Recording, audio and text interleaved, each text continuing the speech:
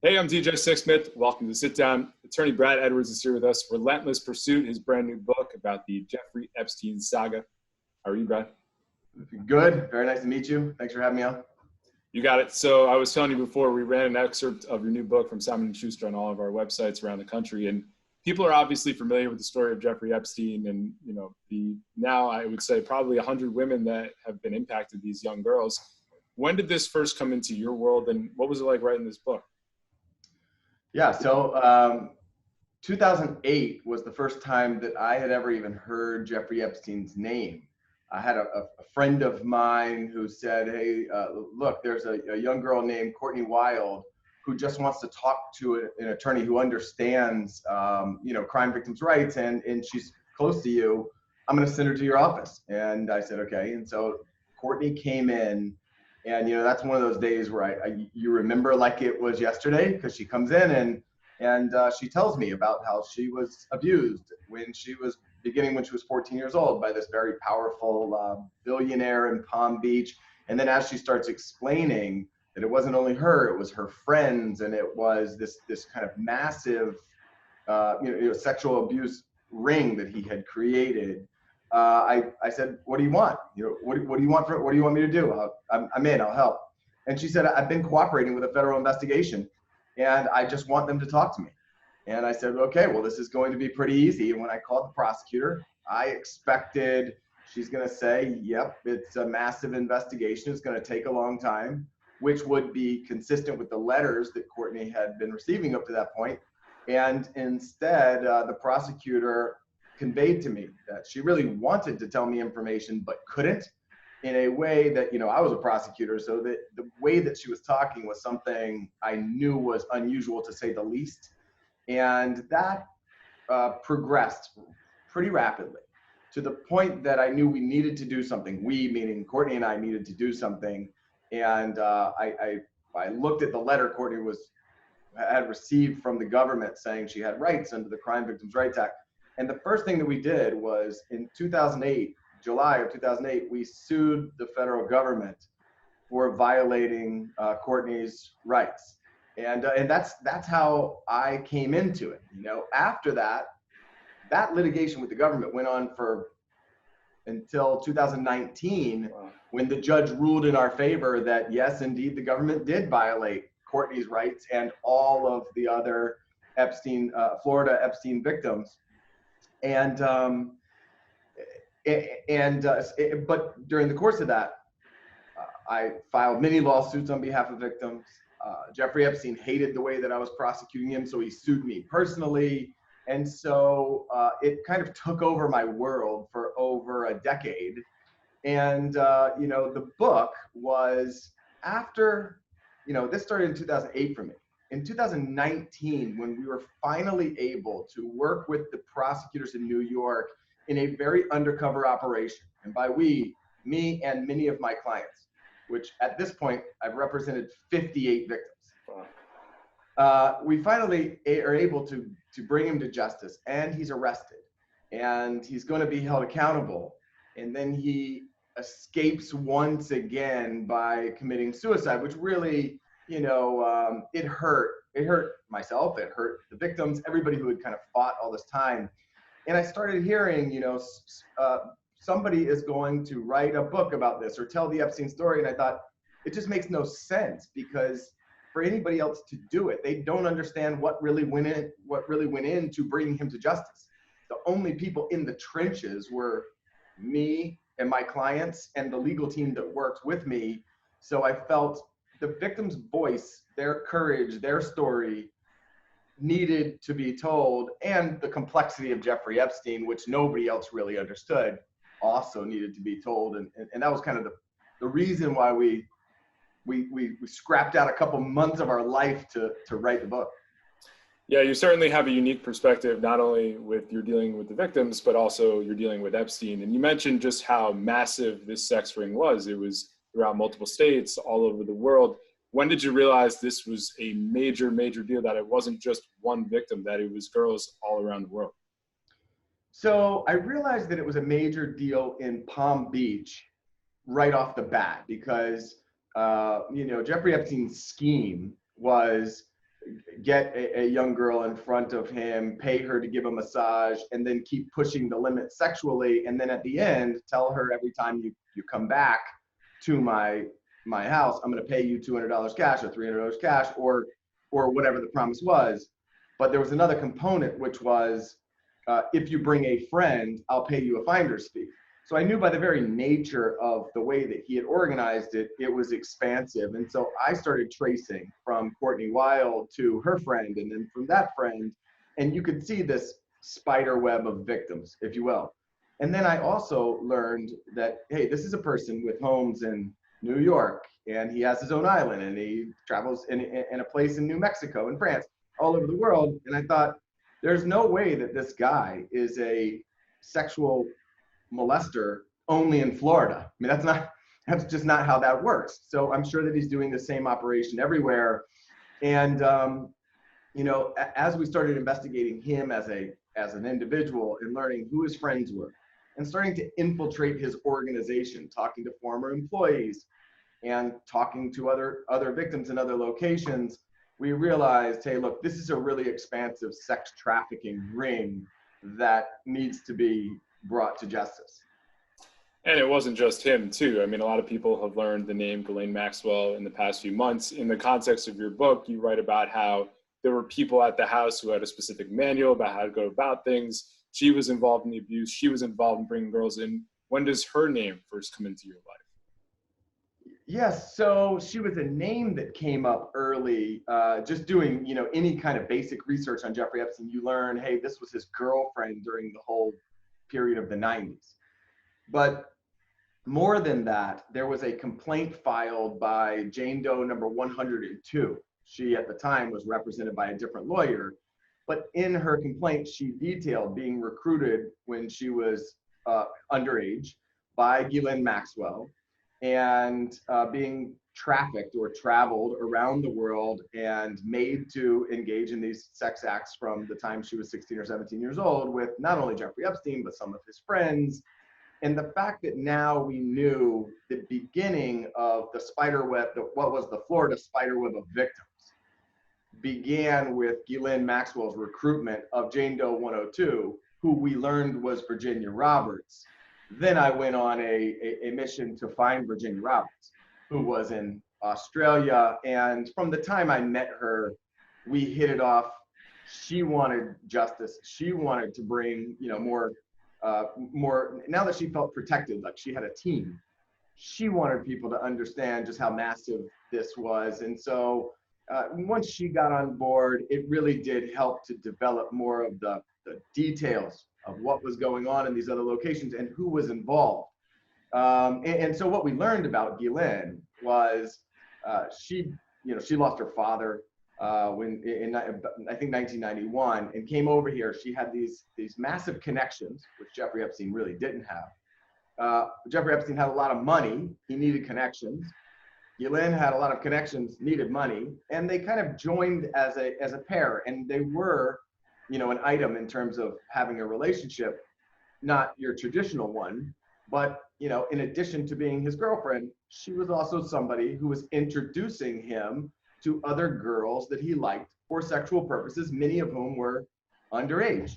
And so, you know, she is not responsible for every single one of his victims, but what she is responsible for is kind of creating the monster that everybody learned Jeffrey Epstein to be. You know, this like massive child molester could never have started without the first few dominoes. And that was kicked over by Ghislaine Maxwell, who had this ability to lure in other females, you know, that wouldn't have trusted Jeffrey Epstein himself, bringing them in. So she kind of started it way back in the 90s. There's a lot of really complicated layers to this, Brad. And you said before, you pursued this for over a decade. When did it actually feel like you were going to get justice for these victims? Because I would imagine there were a lot of moments when you just thought, this isn't going to work out in the way that we want it to. When did that change for you? Yeah, so that's a tough question, because there were times I was just wrong about the answer.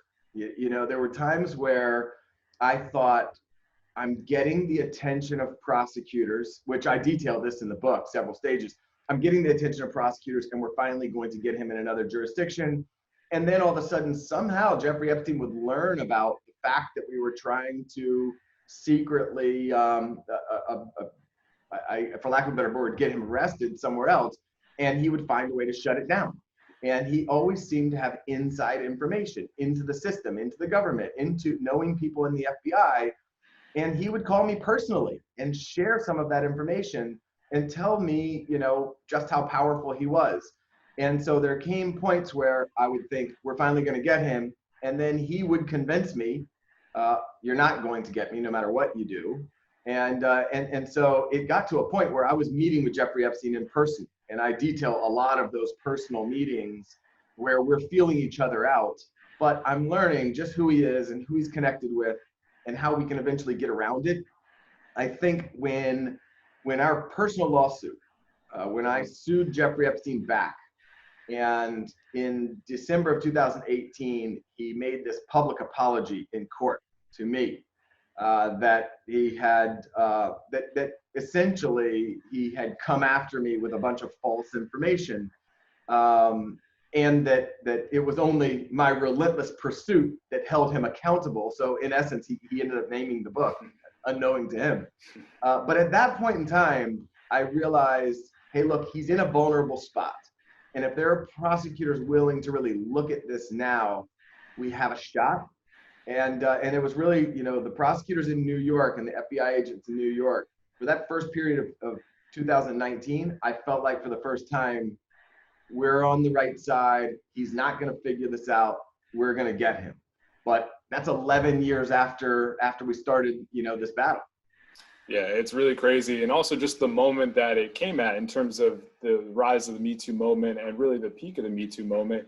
And I know this is something that you've reckoned with your personal meetings, but somebody can present themselves a certain way, but they can be a monster and just be wearing a mask in front of you. And you've written about and talked about how Epstein was one way with you, but then you had to remind yourself that he was this child molester.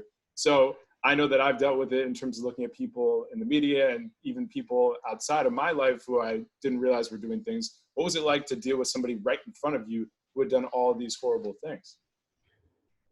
Yeah, I mean, it really is fascinating. That's something I really thought was very important for people to understand. And my perspective on that was a lot of people looked at this case and thought, hey, these victims should have known what they were doing. You know, almost like it was their fault. That how could this guy convince so many different people to engage in these types of acts? So I was going into these meetings with the perspective of, I know he's molested 100, you know, underage girls. I know the bad things he's done. I know he sued me personally, making all kinds of false claims. And still, I would sit at a table with him. And 2 minutes into the conversation, I found him so interesting and so engaging and somewhat funny that you almost find yourself laughing at his jokes and you're going, wait, I have to keep reminding myself, this guy is a wolf in sheep's clothing. He really is, but he's that charming. He is that smart. He is that engaging and that interesting that you find yourself wanting to believe he's not that bad. But, you know, the reality was he was a very conflicted person. You know, he had this illness, which was an illness that was basically control. I mean, he had to control everybody, and even his sexual deviance. You know, as he preyed upon the very most vulnerable people, it really dealt more with control than it did anything else. And he in a way he wanted to pretend to help some of his victims and to give them something so that he could say, I did good. It was almost to make himself feel good, but it always had to be on his terms. If anyone disobeyed him, he would find a way to destroy them. He would tell them he would destroy them, and he would find a way to actually destroy him. So I'm going into these meetings knowing this at a time when we're doing battle and he's trying to destroy me. And still there's parts of the conversation, which, you know, I think one way I describe it in the book is we're sitting at a Starbucks. Somebody from the outside would look over and think, those guys are friends. You know, because that's just the way that we would engage. Is he's a very, he's one of these people who he's so charismatic that he makes you forget for periods of time just how evil he was. But then when you get back and you reflect, you go, God, he's the most sociopathic, the most evil person that I've ever been in the presence of.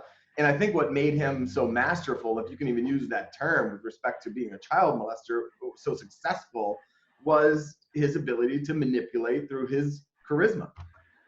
If only those people at Starbucks knew that the two of you were suing each other and the real context of the situation. Exactly. Pretty Exactly. wild. Exactly. I'm surprised that Starbucks hasn't called me yet saying like, I can't believe you were bringing this guy to our place all the time. That's a good point there too.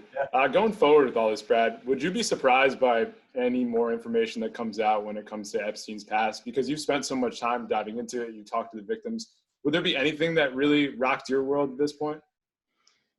No, I don't think that there are that many people who really appreciate who he was and kind of the breadth of his world and where his power came from and his connections. So I don't think anything's going to be surprising to me. I do think that there's going to be some surprising things to other people.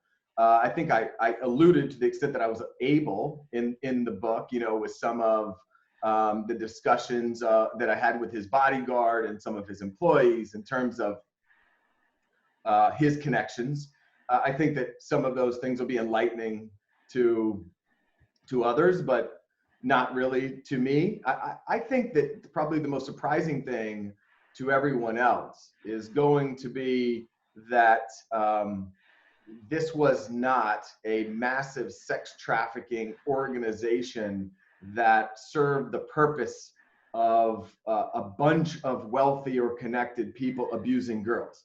You know, the purpose, the way that it was orchestrated from the beginning with Ghislaine and Jeffrey, and then expanded by pretty much Jeffrey with the help of some others, was primarily, if not exclusively, for Jeffrey Epstein's own personal abuse of these girls. Now, were some other people abusers because they, by happenstance, happened to be friends with him and Jeffrey Epstein, you know, made an introduction? Yes, that happened, but not nearly as frequently as everybody thinks that it happened. You know, so I think there are surprises for others to come. There are not going to be, in my view, any surprises for me. At least I don't think. How are your victims that you worked with holding up these days, given Epstein's suicide, given how public this has become? What are the conversations like with them today? Yeah, so, you know, representing, like I said, over 50 victims, there's a wide range. And some are doing okay. You know, some saw his arrest as healing, as, you know, an element of healing. And even his death, while initially felt like they were robbed of full justice, some closure, you know. And additionally, when Ghislaine was arrested, it felt like, for most of them, the government is still working. They appreciate victims now. They understand that this trauma goes on forever, no matter how historic the crimes are. And so it feels good to have people really doing right by them. You know, it's not only me anymore. It's the government too that is kind of following through. And so many of them see this as, we're always getting one step closer to closure and to healing. On the other hand, we have a lot of clients who say, by the time that Jeffrey Epstein was arrested, we had worked so hard for so many years to put this behind us that it opened up a new wound. And by arresting Ghislaine, it opens up a new wound. And by seeing it on the television, it's another triggering event that we can never escape. So there's a wide range. I do think that overall, when it's finally over and the media and the story is told and the media calms down, and I think that all of them are going to be able to look back on this time and think, wow, I made a big difference, even if it wasn't in my own life. And sometimes I feel that way about my role in this, is I made a big difference, but even if it wasn't for myself and for these victims, it's for many victims to come. Because like you said, the Me Too movement has been huge, but kind of the Epstein victims and the power of their voices through this process has been as strong, if not stronger, than any other victims, you know, that I can think of in the movement. And so I think when the chapter's over, people are going to look back and think, hey, look, this took some really strong voices and strong survivors to kind of bring victims' rights to the next level. It's scary how long it went on. It's scary to think how much longer it could have gone on without the voices of the victims, without your work. Brad, thank you so much. It's been a pleasure talking to you. All the best, and we'll talk to you down the road, all right? I really appreciate it. All right.